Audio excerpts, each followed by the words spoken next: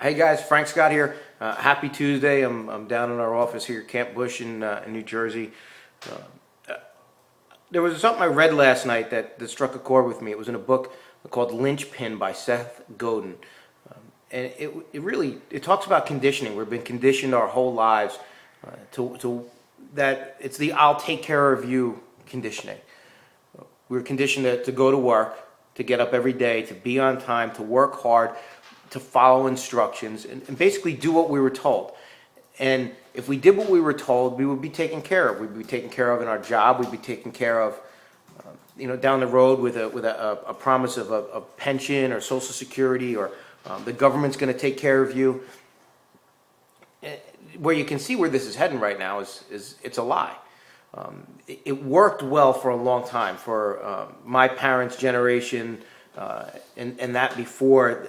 They all were able to benefit from it, and it worked well for a period. But now it stopped. It's not going to continue to follow suit anymore. Me being in law enforcement, we were promised this pension. That was really what you worked for. You worked for a pretty low wage, but the promise that we'll take care of you for the rest of your life with medical benefits, and you'd get so much money, and you'd really be able to live a comfortable life after you put your life on the line for 25 or 30 years.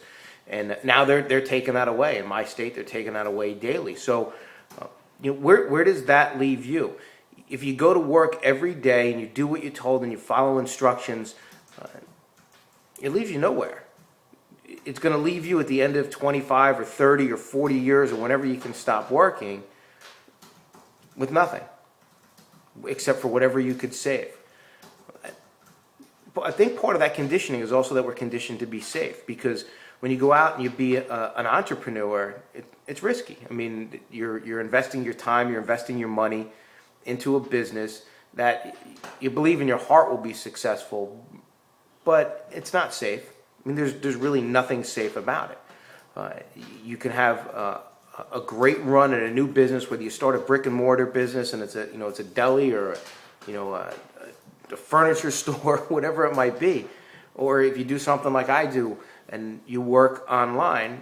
I mean, there's a certain amount of risk involved, but it's all calculated. I didn't have the same risk that somebody that started a franchise would be. It was a much lower income in there, or much lower cost to start it. So you compare 250,000 to 5 or 10,000. I mean, obviously, it's not even remotely close.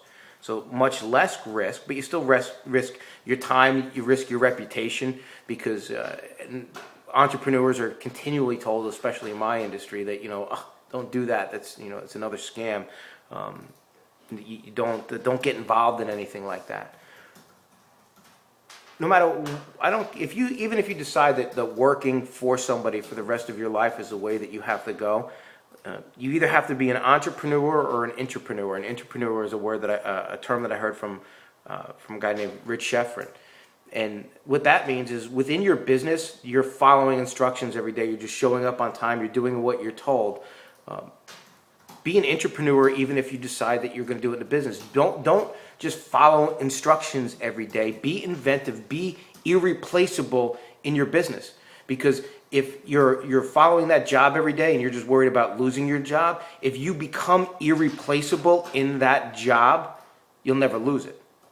If you're going to decide to not be safe and really not build somebody else's dreams but build yours, then become an entrepreneur. But at some point in time, you have to realize that when you're going to work every day, you're not really building your dreams, you're building somebody else's, and that the promise of being taken care of, it's not there anymore.